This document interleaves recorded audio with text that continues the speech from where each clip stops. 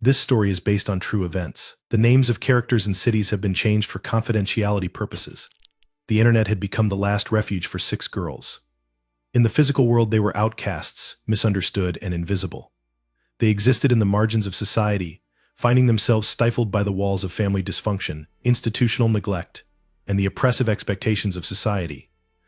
For each of them, their worlds felt like a suffocating cage, a cage built of cruel words, judgmental stares, and constant whispers about how they weren't enough.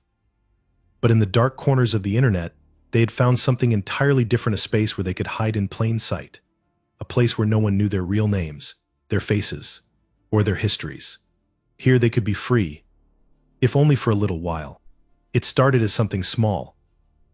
A shared post on an obscure forum where young people gathered to vent, to rage against their unfair lives. The site was a sanctuary for those who felt betrayed by the world, a place where broken souls like theirs could scream without consequence. It was in this virtual asylum that they met. One by one, drawn to each other not by anything as simple as shared interests, but by the deep and gut-wrenching need for companionship in a world that had abandoned them. They were all looking for the same thing: validation, acceptance, a sense of belonging.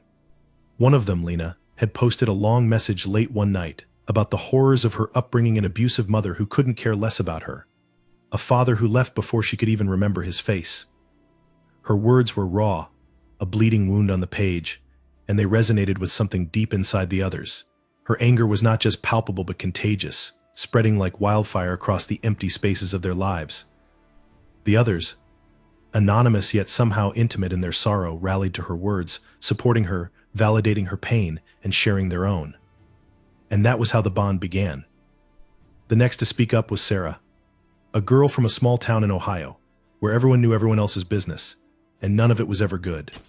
She was a quiet girl, always the last to be chosen for anything, her skin pale, her eyes distant. She had never felt seen, never felt important enough to matter to anyone. And though she had always lived in fear of being known, she found herself pouring out the secrets of her lonely existence to the strangers behind their glowing screens. Her father, a domineering man, had tried to mold her into a reflection of his own twisted ideals, forcing her into a world where her voice, her opinions, her desires didn't matter. And all that had made her feel was disgust. But when she read Lena's post, something shifted inside her. It was the first time she had ever heard someone articulate the unspoken truths of her life. And it was as if she had been waiting for that moment, waiting for someone else to give voice to the darkness she had been swallowing for so long. Soon there was Mia, who had grown up in a wealthy family but had always felt like an outsider. Her parents were distant, cold, obsessed with their image rather than with her. She was the perfect daughter in their eyes. She had the grades, the smile, the charm. But inside, Mia was a ticking time bomb. No one knew how many times she had gone into her room, locked the door, and screamed into her pillow, angry at the world for trying to turn her into a perfect version of someone who didn't exist. The others found her like they had found the others, and her presence added a dangerous edge to their small circle. Mia didn't want to just talk. She wanted to take action, to do something, anything, to break free from the suffocating constraints of her family's expectations. Then there was Jada, a girl from a different world altogether. Raised in a neighborhood where danger was as constant as the air they breathed, Jada had learned early on that survival meant suppressing every piece of herself that didn't fit into the harsh, unforgiving environment around her. She was the one who had to be tough, who had to shield herself from everything: her emotions, her thoughts, her fears, because showing any weakness meant being prey. She lived her life with a kind of relentless, cold detachment, always watching, always calculating. But in the quiet moments she spent online, Jada could finally let her guard down. It was here that she had found a group of people who understood what it was like to be invisible, to be forced to wear a mask every day. She couldn't let her vulnerability show in the world, but with them, she didn't have to pretend. Aria was the quiet one, the one who barely spoke in the early days. She had lived her entire life as an afterthought, a shadow behind more dominant personalities: her mother's, her classmates, even the boy she had secretly loved for years. Aria was used to being ignored, to living in the periphery of everyone's lives. But online, in the dark anonymity of the forum, she could finally be noticed. It was here that she learned what it felt like to be understood, not for who she was supposed to be, but for who she truly was: someone who had learned to hide in plain sight, someone who didn't speak often, but when she did, it cut to the heart. Lastly, there was Kendra, a girl who had always been the most enigmatic of the group. With a past steeped in mystery rumors swirling about her time in foster care, whispers about her volatile temper, Kendra had a presence that demanded attention, even when she said nothing at all. She had always been drawn to chaos, to destruction. Her life had been a series of painful, unsettling events, each one carving out a little more space for the darkness inside her to grow. She had always felt alone, a solitary figure in the face of so much tumult. But here, among these strangers, she found the spark she had been looking for. They didn't judge her for her past or her anger, they embraced it, even celebrated it. Together, these 6 girls formed a sisterhood. It was not a bond born of happiness or shared joy, but of something darker, something deeper. They were bound by their shared trauma, by their hatred of a world that had never cared for them, by the unspoken understanding that each of them had been broken in ways that no one could repair. What started as a casual exchange of stories and pain quickly morphed into something far more sinister. The girls began to rely on each other, not just for comfort, but for validation, for the affirmation that their suffering was justified, that their anger had a rightful place in the world. Their online chats became more frequent, more intense, their conversations veering into darker territory. The questions started innocently enough: what would you do if you had the power to make the world see you? What if you could get revenge for all the ways you've been wronged? But soon, the hypothetical scenarios they posed weren't enough. They no longer wanted to talk about their pain, they wanted to act on it. They wanted to leave a mark on the world that no one could ignore, to make those who had hurt them finally pay. And as they shared more, as their fantasies grew darker and more elaborate, they started to realize that they weren't just fantasizing. They were planning. The conversations turned into blueprints for destruction. They spoke of rebellion, of retribution. They didn't just want to make their pain known, they wanted to send a message to the world. They spoke in cryptic, coded language, planning every detail. Every time they logged on, the bond between them grew stronger. What had started as an online sanctuary became a breeding ground for something far more dangerous, an unstoppable force that had been fueled by years of neglect, rejection, and hatred. And they knew, deep down, that they would stop at nothing to make sure that their message was heard. They were no longer just 6 girls, they were a collective, bound together by the unbreakable bond of shared rage. Together they were unstoppable. The idea had come to them slowly, like a storm gathering on the horizon. For months, the 6 girls had sat together in their virtual sanctuary, sharing their pain and their rage, feeding off one another's bitterness. But as time went on, their conversations grew darker. They stopped talking about their individual wounds and began speaking of revenge, not just for themselves, but for every girl, every child who had ever been wronged, overlooked, or silenced. They realized that their shared torment could be the spark for something much larger. It wasn't enough anymore to just exist in the shadows, to hide behind faceless usernames. No, they wanted to leave a mark on the world, something undeniable, something that would make the world feel the years of hurt they had endured. And so they began to ask themselves, who deserves to suffer? It wasn't just the people who had personally wronged them, those were small, petty grievances. They needed something bigger, something that symbolized everything they loathed about the world, something that would send a message to everyone. They needed a target, a place that epitomized the inequality, the elitism, the cruelty of a society that had discarded them. Their eyes turned to a college in Ohio, a place that stood as a beacon of privilege, a fortress where the world's brightest minds and wealthiest families sent their children to secure futures built on advantages they didn't deserve. The college was well known across the country for its high tuition fees, its prestigious alumni, and the air of superiority that radiated from its ivy-covered walls. It was the kind of place where wealthy donors mingled with the brightest students, where the divide between the rich and the poor was stark and obvious. The girls had heard stories about this college. They had seen the Instagram photos of students lounging in perfectly manicured lawns, posing with expensive cars, their lives a carefully curated show of wealth and success. It was a world that made the girls feel small, irrelevant, invisible. The college had always been an abstract idea to them, a symbol of everything that was wrong with society. It represented the world that had pushed them aside, the world that expected them to quietly accept their fate. But now, the college was more than just a symbol. It was a place of opportunity, a place where their rage could be channeled into something real. They began to learn everything they could about the college. They didn't just skim through articles or look at the glossy brochures that were readily available online, no. They dug deeper. They scoured social media accounts, piecing together the lives of the students. They read about the college's history, about its elite traditions, its selective admissions process. They found out about the scholarship programs that were open only to the most deserving. Students, the ones whose families could afford the full cost of tuition but needed that small extra push to cement their place in the world of the rich and influential. They learned about the smug confidence of the students who walked the halls with an air of entitlement, as if they owned the place, as if their success was a birthright. The college didn't just educate its students, it cultivated them, shaping them into the kind of people who believed the world owed them something. The girls' obsession with the college grew over time. They spoke about it endlessly in their secret forum, each of them picking apart every detail. They imagined the campus in their minds, the gleaming buildings, the manicured lawns, the expensive sports cars parked in front of the academic halls. They could almost hear the laughter of the students, the sound of their confident footsteps echoing on the marble floors. The college was everything they hated about the world. It was a place where privilege was perpetuated, where wealth was flaunted like a weapon, where the elite were constantly reminded that they were better than everyone else. But the more they talked about it, the more it became clear this was not just a target, it was the target. To them, the college was the embodiment of their rage.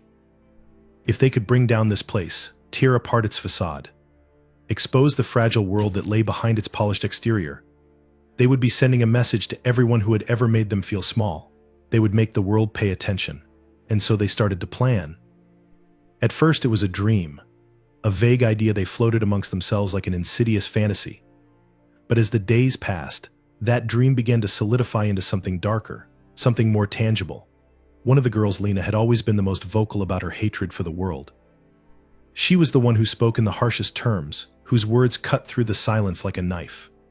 Lena was the one who first suggested they go to the college not as visitors, not as students, but as a force of reckoning. "Let's go to where they live," she wrote one night, her fingers shaking as she typed. "Let's show them what it means to have everything and still be nothing." It was a simple thought, but it set the others alight. They didn't need to be there long, they didn't need to stay. They didn't even need to meet the students face to face. They simply needed to make an impact. Lena's words spread like wildfire across the group. They began to research the school's calendar, figuring out when students would be the most vulnerable. They learned about major events, gatherings where students would be concentrated in one place, when security would be distracted by the festivities and the crowds. The college was known for its high-profile academic conferences, its fancy charity events where the children of the wealthy could show off their social connections. These were the perfect opportunities. The girls began to talk about it as if it were a business plan, meticulously sketching out every detail. They learned about the college's security systems, the layout of the campus, the exact locations of cameras, and which doors were easiest to break into. As their research grew more detailed, so did their anger. The girls were no longer just angry at the world, at their families, at their teachers, at their classmates. They were angry at the very idea of privilege, of a system that placed people like them at the bottom, and people like the students at that college at the top. They were furious at the idea of a world where success was preordained by birth, where the rich and the powerful could live their lives untouched by consequence. They had seen it all, the posts on social media, the stories about trust funds, the endless stream of photos depicting the carefree, perfect lives of the college's students. These kids didn't even have to work for their success, it was handed to them on a silver platter. They were, in the girls' eyes, the very definition of evil. They weren't just spoiled, they were complicit in a system that oppressed people like the girls, people who had nothing but their rage and their dreams of vengeance. The girls wanted to break down that wall of privilege, to expose the facade for what it truly was. To them, the college was not just a building, it was a symbol of everything that had kept them trapped in the darkness for so long. They knew they had to act fast. The college wouldn't suspect them, not for a second. They were just 6 girls, insignificant, invisible. But they had something the students didn't, a shared pain that could not be ignored, a fury that would not be silenced. As the girls prepared to take their next steps, they knew one thing for certain: this was no longer just a plan. It was a mission, and it would shake the very foundations of the world they had come to loathe. The girls had made a decision, one that could not be undone. The moment they had agreed on their target, the College of Privilege in Ohio, something inside them shifted. It was no longer just a shared fantasy of rebellion, it was an obsession, an undeniable need to see it through. Their conversations moved from abstract musings to cold, calculated plans. They needed to be strategic, careful, every detail had to be exact, every movement had to be timed perfectly. Failure was not an option. This wasn't just about their pain anymore, it was about sending a message so powerful that it would echo through history, a warning to those who thought they were untouchable, insulated by their wealth and status. Lena, the mastermind, took the lead. She was the one who could see the bigger picture, who could distill their collective anger into something coherent. She had spent years studying the darker corners of the internet, learning about encryption, hacking, and bypassing security systems. She understood the infrastructure of power, how to dismantle it, piece by piece. It was her mind that devised the plan that would bring everything crashing down. The others had their roles, but Lena was the one who saw the whole of it, the one who could foresee the consequences, the risks, and the rewards. They began their work by gathering information. It wasn't enough to simply know the basics of the college, its history, its social hierarchy. They needed to know how it functioned on the most granular level. Lena used her skills to access the school's website and its internal systems. At first, she was just poking around, finding public documents, reading about upcoming events, but it didn't take long for her to get deeper into the school's network. She found confidential reports detailing security procedures, scheduling information for events, and the campus security blueprint. The girls pored over it, studying the flow of students during major events, identifying the most vulnerable areas, places where the chaos of the crowd could be leveraged. Lena wasn't the only one researching. Sarah, the quiet one with an eye for detail, became obsessed with the college's social media presence. She scrolled endlessly through posts, comments, and pictures, following students and faculty members, tracking the subtle patterns that revealed what the college considered important. She learned about the upcoming academic conferences, the extravagant charity galas, and the rich student organizations that ran the social scene. There were always groups of students congregating in isolated areas, away from the eyes of campus security. It was these students, isolated, vulnerable, that Sarah focused on. They were the targets. They would be the ones who felt the true weight of the girls' wrath. Mia, the one who had always been the perfect daughter on the outside, used her experience with the world of privilege to her advantage. She understood how the elite thought, how they moved through their worlds with a sense of invincibility. Mia had once lived that life, had once been a part of that world, and she knew its flaws, its blind spots. She knew that the students at the college weren't invulnerable, even if they believed they were. They had habits, routines, predictable patterns. They attended classes, sat in certain cafes, and walked through campus at specific times. The key to getting close to them without suspicion was to blend in. Mia used her knowledge to help the others craft their new identities. They would be students too. They would move through the college's halls as if they belonged, just another part of the crowd, until the moment came to strike. Jada, with her hardened sense of survival, became the logistics expert. She knew how to move quickly, how to cover tracks and stay hidden. She understood the importance of timing. When the girls decided they would need to infiltrate the college for real, Jada took charge of organizing their transportation. They couldn't risk being seen. The plan was to travel separately, from different directions, arriving at different times, so that they wouldn't raise suspicion. She made sure to have everything arranged well in advance: fake IDs, tickets for public transport, and alternative routes in case things went wrong. Jada was meticulous in her preparation. She knew that any mistake could derail the plan, and she refused to let that happen. Arya, the silent one, took on the task of managing their communications. She set up encrypted messaging systems so that they could communicate without fear of being tracked. Every text, every chat was carefully monitored, recorded only for as long as it was necessary. She knew how easily people could be traced, how a single slip-up could expose everything. Her careful, controlled nature made her the perfect person to maintain the group's secrecy. Arya also took on the responsibility of tracking their progress, ensuring that everyone stayed on schedule, that every task was completed to perfection. It was through her meticulous oversight that they managed to stay on track, to keep their plans in motion. Once the logistics were sorted, the next phase was infiltration. The girls spent weeks building their personas, new identities that would allow them to blend in seamlessly with the student body. They fabricated backstories: where they were from, why they chose the college, what their majors were. They practiced their new personalities, making sure to maintain a calm, confident demeanor at all times. There could be no hint of doubt, no sign that they were anything other than what they claimed to be. They studied the social structures of the college: who hung out with whom, who had power, who was influential. They learned the social cues, the little things that could give them away. Their goal was to slip through the cracks of the system, to be invisible until the moment came when they would make their presence known in the most violent way. The girls spent hours poring over the college's event schedule. They focused on major gatherings, those that would draw large crowds but where security might be lax or distracted.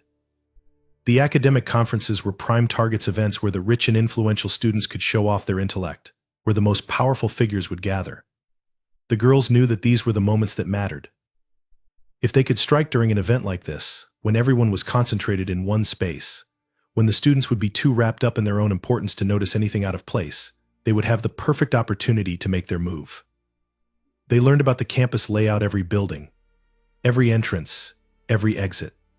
They memorized the floor plans, the locations of emergency exits, the places where security cameras were positioned. The more they planned, the clearer their goal became. This wasn't just about the college, or even about the students. It was about sending a message to the world that had always told them they were worthless, that had left them to suffer in the shadows. The girls were no longer just a group of angry, broken individuals. They had become a single entity, a force driven by one unifying goal: to make the privileged feel what they had felt all their lives, the crushing weight of fear, of helplessness, of being rendered invisible in a world that owed them nothing. As the date of their planned attack loomed closer, the tension among the girls mounted. They had crossed a point of no return. The months of planning, of carefully plotting every detail, had led them to this moment. They were ready.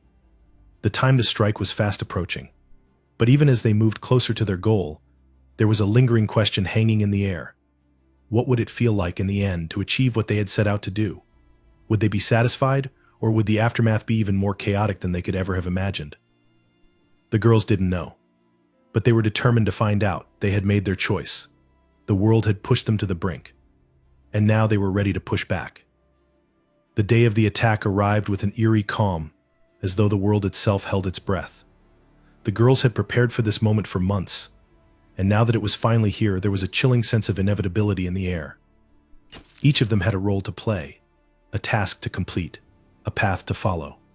They had been planning for so long, their actions carefully choreographed, that there was no room for hesitation. There could be no second thoughts now. The college was buzzing with energy, the kind that accompanied high-profile events. It was the day of the prestigious academic conference, where students, professors, and wealthy alumni would come together in the main auditorium. The campus was crowded, but not overwhelmingly so, and the students flowed in and out of the buildings, talking about their lectures, their presentations, and the after-party that would follow. The perfect distraction. Mia and Lena were the first to arrive. They had arrived separately, each one slipping onto the campus unnoticed, blending in with the stream of students, their fake identities in place, their nerves masked by the practiced calm of a world they had once tried to belong to. Mia, with her poised and perfect appearance, walked with deliberate confidence, a slight smile playing on her lips. Lena, always the more intense one, kept her eyes straight ahead, her mind sharp and focused. They made their way through the campus, moving toward the building that housed the conference. They knew the layout by heart, the security systems, the hidden hallways, the places where the crowds would gather. It was all falling into place. Meanwhile, Arya and Sarah were positioned on the periphery, blending in among the students loitering outside the conference hall, pretending to be casual attendees. They weren't the center of attention, and that was exactly what they wanted. They were just faces in the crowd, invisible, waiting for their cue. The whole campus was a stage, and the girls were the actors in a dark drama they had written for themselves. They had rehearsed this, each detail ironed out until it was flawless. There was no room for error. Jada had taken up a position near the back of the main building, her eyes scanning every face, every movement. She was their eyes and ears, the one who would alert them if something went wrong, the one who would ensure that no one would get in their way. She had a deep understanding of the campus security system, and she knew how to disable the cameras, how to create distractions when necessary. She had a plan for every contingency. If anything went wrong, Jada would be the first to respond. The auditorium doors opened. The first wave of students began to file in, most of them unaware of the dark fate that awaited them. The hum of conversation filled the air as they talked about the conference, their upcoming presentations, their careers. For most of them, it was a day like any other, a celebration of their hard work and ambition. But for the 6 girls, it was the day they would make their mark, the day their pain would be avenged. It happened quickly. The first explosion, a deafening noise that shook the walls and sent the crowd into a frenzy, echoed through the building. Panic swept across the room like wildfire. People screamed, dropping to the floor, scattering in every direction, trying to find shelter from the deafening chaos. The smell of smoke and burnt metal filled the air. The students who had once strutted through the halls with their designer clothes and smug expressions now looked like animals, running in terror as they tried to make sense of what was happening. The girls had planned the explosions perfectly, setting them off at precise locations, far enough apart to cause confusion, close enough to disorient the crowd. The first blast had hit the side of the auditorium, sending debris flying and triggering the fire alarms. The students, in a frenzy, rushed toward the exits, pushing and shoving, trying to escape. It was exactly what the girls had anticipated. The chaos was their ally. Mia and Lena moved swiftly, their hearts pounding with adrenaline. They had rehearsed this moment 100 times in their minds, and now it was all unfolding as planned. They knew where the exits were, which staircases to take, and how to stay one step ahead of the security cameras. Their target wasn't just the building, it was the people inside it. The ones who had always been untouchable. They had to make sure the message was sent, that the world saw what happened when the invisible were pushed too far. Arya and Sarah, positioned just outside, sprang into action. As the students flooded out of the building, confused and desperate, they began to cut them off, pushing them toward the next part of the plan. The girls didn't need to say anything. Their movements were synchronized, practiced. There was no need for words.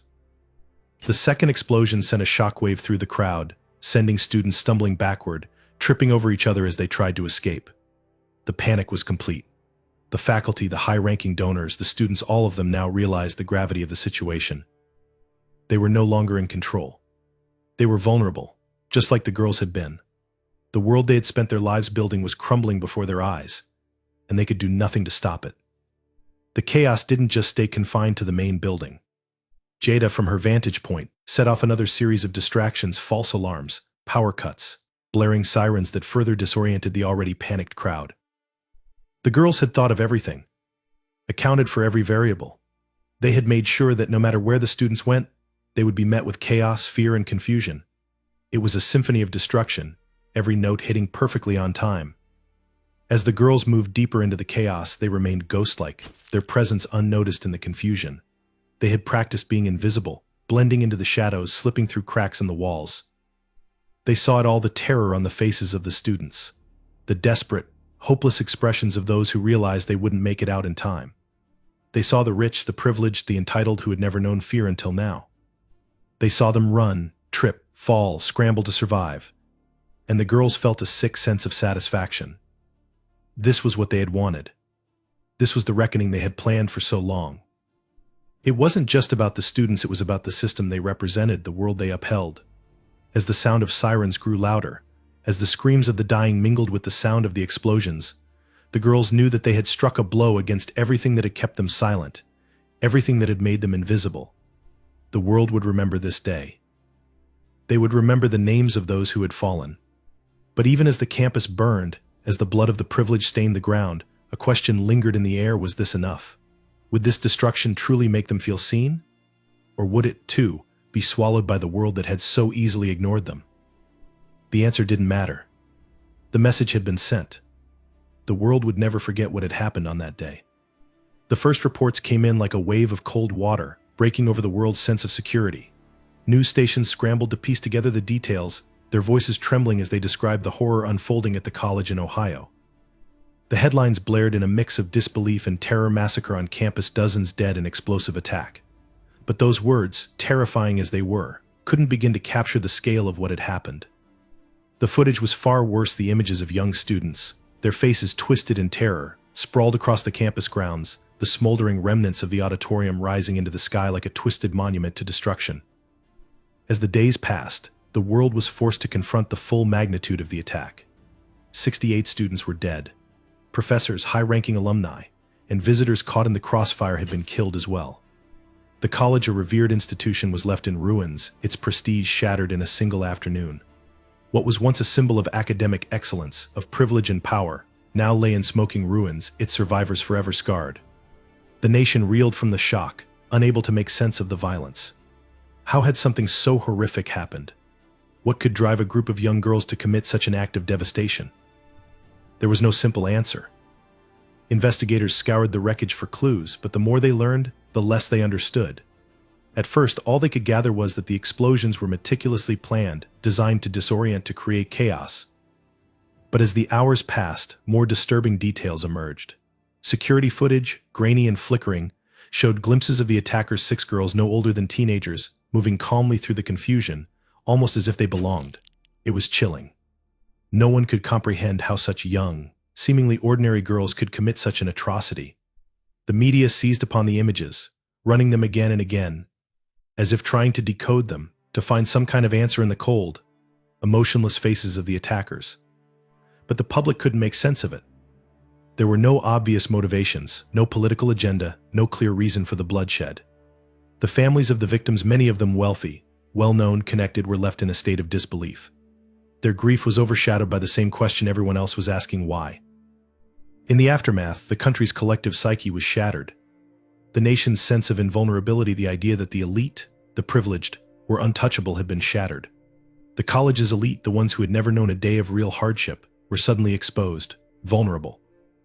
Their wealth and status had done nothing to protect them. They had been brought low by those they had long ignored, discarded, and discounted. The girls had chosen them not just because they were convenient targets, but because they represented everything that had denied them. The social order, the hierarchy, had been broken in a way that could not be ignored. In the days that followed, the government scrambled to respond. Investigations were launched, but the public was restless, demanding answers. How had these girls gone unnoticed? How had they managed to plan and execute such an attack without anyone seeing the signs? The authorities began to sift through the girls' backgrounds, piecing together their histories, trying to understand what had led them to this point. But they found nothing, at least, nothing that made sense. No history of violence, no prior criminal activity. The girls hadn't been known to anyone outside their small circle. They hadn't been flagged by anyone. They had appeared, in every way, to be ordinary teenagers. The nation was in turmoil. It wasn't just the magnitude of the attack that shook people, it was the deep sense of discomfort it left behind. There were no easy answers. The girls didn't fit the typical profile of a terrorist or a lone shooter. They weren't angry men with a grievance. They weren't ideological extremists. They were something else entirely, something terrifyingly normal. They had been ignored, dismissed, cast aside by a society that had failed them in ways both subtle and severe. And now they had made their mark on the world. The message was clear: the privileged, the protected, could be touched, could be broken. The shockwaves of that revelation would ripple through every corner of the country. The public's response was a mixture of horror, anger, and confusion. Media outlets painted the girls as both victims and villains, angry, disaffected youths who had been pushed too far by a society that had neglected them. There were calls for stricter security measures at schools, for more vigilant monitoring of students, for answers that no one could provide. But there was no clear solution. The nation's sense of safety was gone, replaced by a growing fear that no one could be trusted, not even the most seemingly innocent of young people. In the midst of the media frenzy, the 6 girls vanished without a trace. They had disappeared, slipping through the cracks of a system that was too slow to respond, too broken to act. The authorities pursued leads, but they were always one step behind, as if the girls had evaporated into thin air. Their families, those who had once been unaware of their daughters' growing isolation, were left to deal with the aftermath, their lives forever altered by the horrifying events. Some speculated that the girls had gone into hiding, that they had planned their disappearance just as meticulously as they had planned the attack. Others believed they had simply vanished, swallowed up by the vastness of a world that had failed them. As the weeks passed, the pain of loss settled into the national consciousness. The families of the victims, the students who had survived, and the countless others touched by the attack were left to rebuild their lives in the shadow of the tragedy. But nothing would ever be the same again. The college, once a symbol of power and privilege, would never regain its former prestige. The nation would never forget the day when 6 girls, seemingly innocent, shattered the illusion of security for everyone. And even as the world tried to move on, tried to find some semblance of normalcy, the question lingered: what had driven them to do it? The girls, in their silence, left the world with no answers, only more questions. The nation remained in shock, a place forever changed. Months after the massacre, the world had begun to move on, but a lingering unease gnawed at the edges of every conversation. The girls had vanished, and with them, the answers the nation so desperately needed. The investigation into their disappearance faltered, as leads turned to dead ends. No one could understand why they had done it, nor could anyone fathom how they had pulled it off with such chilling precision. But as time wore on, the truth that had once been buried deep beneath layers of confusion and fear began to emerge from the shadows. A chance discovery came in the form of a forgotten journal. It wasn't found in the wreckage of the college, but in a small, decrepit house on the outskirts of the city, a place once owned by one of the girls' estranged relatives. A stack of old belongings, untouched for years, was being cleared out when a small leather-bound book was found wedged between piles of neglected papers. At first glance, it seemed like an ordinary diary, but as investigators flipped through the yellowed pages, they realized it was far more than that. It was the blueprint for the entire attack. The journal was filled with disturbing details, names, places, dates, even specific plans for every single moment leading up to the massacre. But more chilling was the series of cryptic messages interwoven throughout, almost as if the author was leaving clues for someone to find. The pages were written in a strange code, a jumble of symbols and numbers that didn't make sense at first. But as investigators dug deeper, patterns began to emerge, patterns that pointed to something far more disturbing than anyone had anticipated. The journal revealed that the girls hadn't just planned the massacre on a whim. It wasn't an act of revenge or mere chaos. They had been part of something larger, something much older. The code hinted at a secret network that stretched far beyond the walls of their small circle, a shadowy organization, one that operated in the darkest corners of society, exploiting vulnerable youths, feeding them ideas of rebellion and retribution. The girls hadn't been the masterminds. They were pawns in a much darker game. As the investigation unfolded, it became clear that the girls' violent act was merely a single piece in a much larger puzzle. The true masterminds, the ones who had manipulated them into carrying out the attack, were still out there, watching from the shadows. The journal had been their last message, a final twist that unraveled the entire narrative of the massacre. With this revelation came a new horror, one that suggested the nightmare was far from over. The nation was left reeling, not just from the brutality of the attack, but from the realization that they had been blind to the forces at work beneath the surface, forces that were still out of sight, still pulling the strings. The girls, those 6 seemingly ordinary teenagers, had been mere instruments in a larger conspiracy, a conspiracy that had yet to reach its end. The final twist wasn't just in the massacre itself, it was in the discovery that the world was still being manipulated, still being torn apart by an unseen hand.